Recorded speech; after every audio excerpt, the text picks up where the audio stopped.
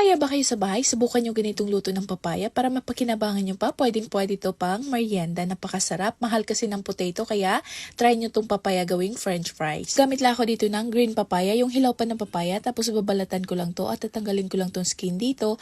At tanggalin ko rin yung buto ng ating papaya. Ayan, pagkatapos ko natanggal, ikat ko lang yung papaya natin ng ganitong cut. Ayan po. Di natin siya ng pahaba. Parang french fries din ang dating. So ayan, pagkatapos ko na-cut, nagpakulo lang ako ng water dito. Tapos lagyan ko lang to ng kunting salt. Tapos naglagay na rin ako ng kunting orange food color. Tapos ilagay ko lang tong papaya.